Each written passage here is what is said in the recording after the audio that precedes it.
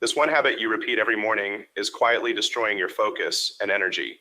You don't question it because it feels harmless, like a normal part of waking up. But being harmless is the reason you feel scattered before noon, tired by afternoon, and frustrated by the time you go to bed. It hijacks your mind before you even get out of bed, and if you don't see it, it'll keep running your life. Let's go back to that first moment, the first lie you tell yourself.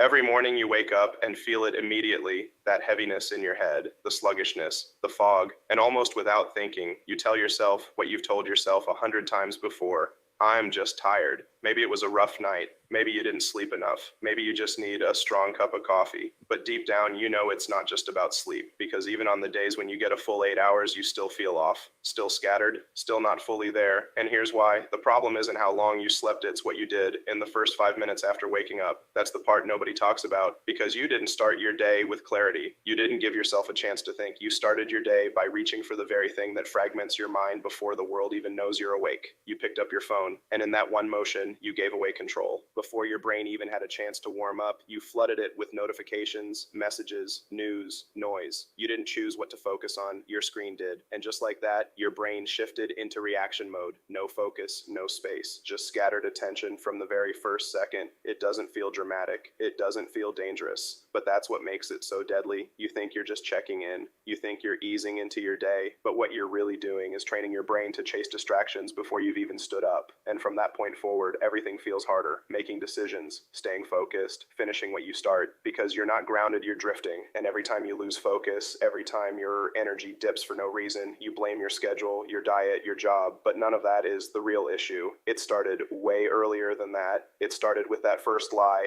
I'm just tired. Because you're not just tired, you're mentally hijacked. Your attention was stolen before you even left your bed. And the more you repeat that habit, the more normal it feels, like brushing your teeth, like getting dressed, like it belongs there. But this one habit, this one unconscious loop is reprogramming your mind slowly, quietly, daily. And here's the terrifying part. You're not just falling into this habit anymore. You're starting to depend on it. How? This habit rewires your brain for chaos. It feels harmless, doesn't it? You wake up, grab your phone, and check what you missed. Just a few notifications, maybe a couple of emails, a quick scroll through the feed, nothing major. You tell yourself it's how you stay updated, how you warm up your brain for the day. But that's a lie. A quiet, comfortable lie that's been rewiring your brain for years. Because the moment you touch that screen, everything inside you shifts. Your dopamine spikes, your cortisol rises, and before you've even left the bed, your nervous system is on high alert, not because something important happened, but because your brain is already chasing stimulation. The lights, the movement, the likes, the alerts. It's not just waking you up, it's training you. And not in a good way. See, your brain wasn't meant to go from silence to noise in under 5 seconds. It wasn't built for this kind of instant digital assault. It was meant to rise slowly, to ease into focus, to go from rest to awareness in a natural flow. But instead, you're throwing it into chaos. And that chaos doesn't end with your screen. It bleeds into every corner of your day. You become jumpy, restless, easily distracted. You try to sit down and focus, but your thoughts are already scattered. You find yourself reaching for your phone when nothing's even happening. You check your messages out of habit. You refresh your feed with no real reason. You crave stimulation like it's oxygen, and it's not because you're weak, it's because you've conditioned yourself to feel uncomfortable in stillness. And that's what no one tells you. It's not just a bad habit. It's neural rewiring. Your brain is always learning. Every morning you repeat this loop, you're teaching it the same lesson. React first, think later. You're training yourself to respond before you reflect, to absorb noise before you even choose what matters. And over time, that becomes who you are. You don't feel it happening. It's quiet, subtle, but it's there. It's why you can't hold a single train of thought for more than 5 minutes. It's why you feel drained by 10 a.m., even though your day barely started. It's why you chase motivation, but never feel mentally clear. And the worst part? Is you get rewarded for it. Every notification, every swipe, every dopamine spike convinces your brain that it's doing something useful. It tricks you into feeling productive. But in reality, you're not building anything. You're just responding to everything. And that loop becomes addictive, not just psychologically, but chemically. This is how chaos becomes your baseline. And unless you break that cycle, it gets harder and harder to remember what real focus even feels like. And yet, most people keep doing it. Even the ones who know better, even the ones who read the books, watch the podcasts, follow the right people, They still wake up and hand their minds to a screen before they've had a single thought of their own. So the real question is this: if we know it's wrecking our focus and draining our energy, why do we keep doing it every single morning? The habit, scrolling first thing in the morning. Let's stop pretending we don't know what the habit is. Let's call it what it is. You wake up and the first thing you do is scroll. You haven't even opened both eyes yet, and your phone is already in your hand. Before you've spoken a single word, before you've had a sip of water, before your brain has fully come online, you're diving headfirst into a screen filled with noise, opinions, dopamine, and distraction, and you don't think twice about it because it feels normal, and that's the terrifying part. It feels normal. The phone is your alarm clock, your flashlight, your morning routine. It's the thing you reach for by habit, not by choice. And once you grab it, you're gone. 5 minutes turns into 10, 10 turns into 30, and suddenly your morning is no longer yours. Your thoughts are no longer yours. Your energy, your direction, your clarity, all hijacked before you even get out of bed. And maybe you tell yourself it's no big deal. I'm just checking the time. I just want to see if anything important happened. But you and I both know you're not just checking, you're diving in. You're letting your nervous system get flooded with news alerts, messages, viral videos, and chaos right at the very moment your brain is most vulnerable. And that's what nobody talks about. The first few minutes after waking up are prime real estate. Your brain is still soft, still impressionable. What you do in those first minutes doesn't just affect your morning, it sets the tone for the entire day. It's the difference between walking into your day with power or crawling into it with anxiety. And when you start with the scroll, you don't own your day, you surrender it, the emails you didn't want to see, the comment that got under your skin, the breaking news that puts you in a bad mood, the DM that makes your mind spiral. All of it lives in that device. And when you let it in first thing, you're not choosing your thoughts, you're absorbing someone else's. And here's what's even worse: the scroll doesn't satisfy you. It doesn't leave you feeling clear, confident, or calm. It leaves you overstimulated and underwhelmed. You feel like you've done something, but deep down, you know you haven't done anything at all. Just burned mental fuel, just passed time, just reacted to whatever showed up on your screen. And over time, this becomes your rhythm. You scroll before you think. You consume before you create. You absorb before you reflect. And then you wonder why your brain feels scattered, why you can't stay focused, why you feel exhausted before the workday even begins. This is why. Because every morning, without even knowing it, you're training your brain to live in chaos. You're teaching yourself that stimulation is more important than direction, that other people's noise is more urgent than your own clarity. And eventually, that habit becomes identity. It stops being something you do and starts becoming who you are. You don't even notice it anymore. And when something feels that automatic, it becomes incredibly hard to question, let alone stop. And yet, here's the truth you've been avoiding. This habit is costing you everything: your energy, your focus, your momentum, your presence, all of it silently draining away in those first few minutes. But if you're still with me, then something inside you knows this isn't sustainable. Something inside you wants out. And that brings us to a deeper, harder question. The question nobody likes to ask: if we know this habit is ruining our focus, why is it so hard to stop? Why this habit is so hard to break? By now, you know the habit. You know exactly how it starts. And deep down, you've probably known for a while that it's not helping you. You've felt the fog, the scattered thoughts, the dip in energy that hits before breakfast. You've told yourself you'd stop. You've promised to change. Maybe you've even tried setting the phone aside for a day or two, but somehow it always finds its way back into your hands. And the question is why? Why is it so hard to break a habit that we know is hurting us? Because this isn't just a routine, it's an addiction, a soft, silent, socially accepted addiction. It doesn't look like one, it doesn't sound like one, but it acts like one, and it affects your brain the same way. When you wake up and scroll, you're not making a decision, you're running a loop. Your brain has wired the behavior into your system, and now it fires without thinking. It's not about logic, it's not about choice, it's about triggers. And once those triggers are in place, willpower isn't enough. You think you're in control, but here's what's really happening. Your brain has been conditioned to expect a reward the moment you wake up. Dopamine, novelty, stimulation. The scroll gives you all three. You don't even need to find anything interesting. Just the possibility of something new is enough to keep you hooked. And every morning you feed that loop,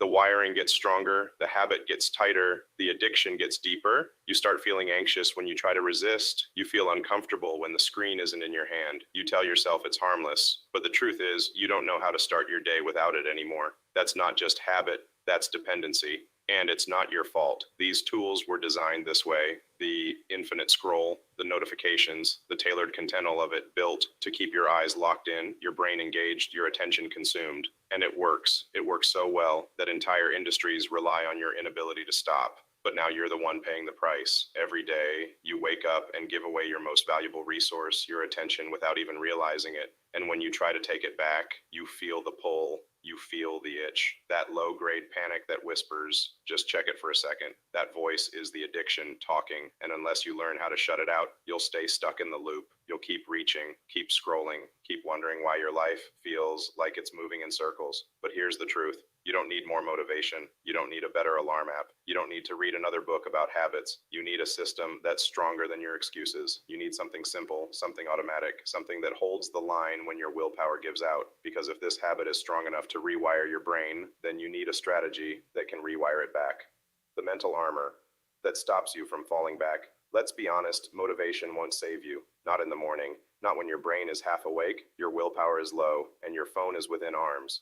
Reach, because the problem isn't that you don't care. The problem is that you haven't built any protection. And if you don't build protection, this habit will always win. That's why you need something stronger than good intentions. You need armor, not a complicated routine, not a perfect plan. Just a few ruleless, simple, non-negotiable, automatic rules that protect your brain before it has a chance to fall back into the loop. So here's how it works. 3 layers, that's all you need. Layer 1 is physical separation. If your phone is your alarm clock, you've already lost, because the moment you touch it, you're gone. So the first rule is this: the phone doesn't sleep next to you. It doesn't belong on your nightstand. It doesn't belong under your pillow. It belongs outside your reach, in a drawer, in another room, somewhere that requires effort to access. Use a real alarm clock. Yes, they still exist. Your future is worth $20. Layer 2 is preloaded intention. Before you go to sleep, you write down one question or one priority for tomorrow. Something real, something that matters. You don't wait until morning to figure it out. You plant the seed the night before.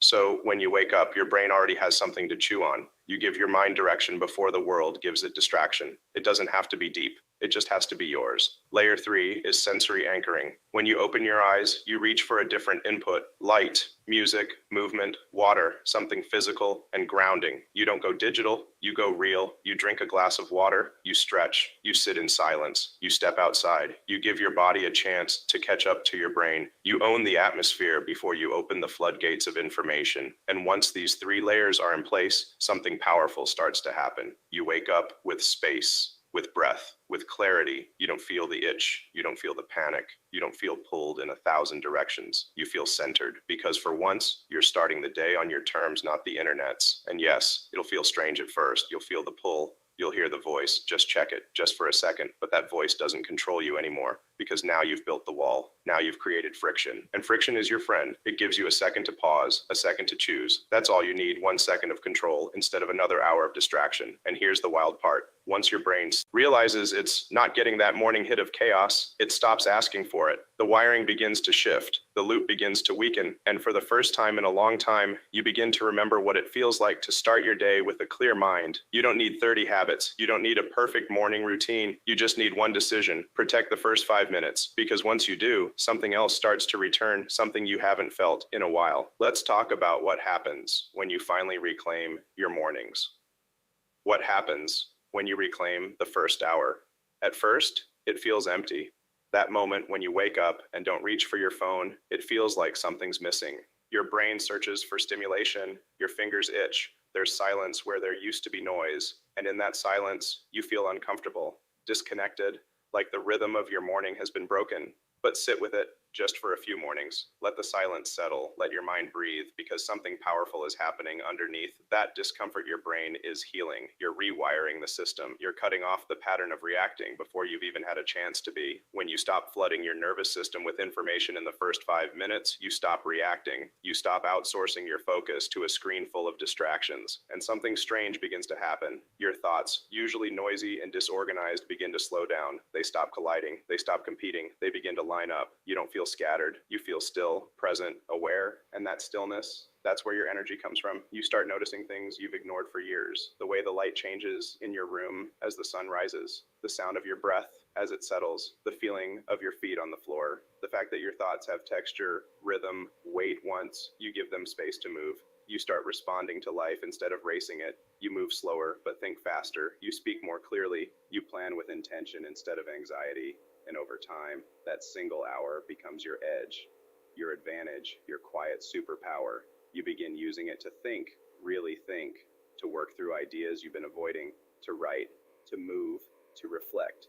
Not because some productivity guru told you to, but because it feels right, because you're no longer being pulled in 10 directions. You're grounded, you're clear, and for the first time in a long time, you're driving your day instead of trying to keep up with it. And here's what's wild, your energy actually increases. You think doing less would leave you with less, but the opposite happens because you're not wasting your sharpest mental window on junk. You're not getting pulled into emotional rabbit holes. You're not letting your attention get chewed up by updates, alerts, or headlines that don't change your life one bit. You're not being reactive. You're being intentional, and that shift changes everything. You're not more energized because you slept longer. You're not clearer because you had stronger coffee. You're more alive because you're finally using your mind the way it was meant to be used. You're not spending your fuel on garbage. You're directing it towards something that matters. And when your focus lines up with your values, your motivation comes back. So does your confidence. So does your follow through. You stop spinning your wheels. You stop overthinking decisions. You actually do the things you set out to do, not because life got easier, but because your mind got stronger, sharper, simpler. That's what happens when you reclaim your first hour. You stop playing defense. You stop reacting to everything that hits you. You start building. You start creating. You start acting from a place of power. And no, you don't need to become a monk. You don't need to wake up at 4:30 a.m., take freezing cold showers, or fill the hour with 20 different habits. You just need to protect the silence, create some space, and honor it consistently. Every day, even 10 minutes is a win if it's truly yours. Because in that hour or even that half hour when your mind is fully yours again, everything begins to shift. You stop drifting, you start deciding, you stop reacting, you start creating, you feel steady, clear, whole. And the best part, it doesn't feel like a grind. It feels like peace. It feels like you who you were before all the noise, who you've been trying to get back to, the version of you that's been buried under constant input. And every morning you show up for that space, you dig a little deeper, you bring a little more of that person to the surface. So now the question is, what happens if I stop scrolling in the morning? The real question is, what happens if you never stop? What kind of life are you building if every day begins with distraction, if every morning is handed over to chaos? What happens to your mind, your energy, your purpose if you keep repeating the very habit that keeps you foggy, frantic, and falling behind? One habit is the difference between a scattered life and a sharpened mind. This isn't just about what you do when you wake up. It's about what kind of life you're waking up into. Because every single morning, you're making a decision even if it doesn't feel like one. You're either taking control of your mind or giving it away. And for most people, that decision happens in silence. No alarm goes off, no warning pops up. It just happens. You roll over, you reach, you scroll, you drift. And in that one unconscious act, you've already lost the day. You don't feel it at first. You tell yourself it's harmless, just a few seconds, just checking. But those seconds are the most expensive part of your day. They're the foundation, they're the opening frame. And if you poison that moment with noise and distraction, everything that follows is built on chaos. You wonder why you feel scattered, why you can't focus, why your motivation fades by lunch. But the answer isn't hidden in some complex routine or elite strategy. It's right there in the first 5 minutes you never protect. That's where everything leaks out. Your energy, your discipline, your edge. And the scariest part is you've normalized it. This habit doesn't feel dangerous because it's comfortable, because everyone does it, because it's so woven into your rhythm that it doesn't even register as a choice anymore. But it is a choice, one you've been making every day without even realizing it. And that's what makes it so powerful and so dangerous. Because every time you repeat it, you're reinforcing an identity. You're teaching your brain that it's okay to start the day in reaction, that it's okay to let other people's agendas flood your mind before you even stand up, that your attention is up for grabs the moment your eyes open. But it's not okay. Not if you want to live on your own terms, not if you want to protect your clarity, not if you want to build something that actually matters. Here's the truth. You don't need more time. You need more ownership of the time you already have. And nothing is more important than owning the beginning, the first 5 minutes. That's the battlefield. That's where the war is won or lost. Because if you don't defend that moment, nothing else you try will stick. You'll keep spinning, keep slipping, keep wondering why you feel off even when everything looks fine. But if you do protect that space, if you draw a hard line between you and the noise, if you wake up and reclaim your mind, instead of giving it away, then everything shifts. Not all at once, Not overnight, but deeply, permanently. You start making decisions faster. You stop feeling so scattered. You feel momentum building not in big, dramatic waves, but in small, unshakable moments of focus. And those moments stack. They build into discipline. Discipline builds into identity, and identity changes everything. Because when you become someone who protects your attention, the world can't distract you the same way anymore. The scroll loses its grip. The chaos loses its power. And you gain something most people will never feel again in their lifetime: mental freedom. So here's what you do. Tomorrow morning, the second you wake up, you pause. You don't reach, you don't scroll, you don't absorb, you breathe, you sit, you think, you reconnect with yourself before anything else. No screen, no notifications, just presence, just 5 minutes of silence that belongs to you. That small act, it will feel like nothing, but it's everything, because that's the moment you take your mind back. That's the moment the habit breaks. That's the moment your clarity returns. That's the moment you stop running in circles and finally start moving forward. You don't need a new life, you need a new morning. And it starts with this. Stop giving your first thoughts to a screen. Start giving them to the person you're trying to become, because one morning, habit is quietly destroying your focus and energy. And now that you see it, you never have to let it win again.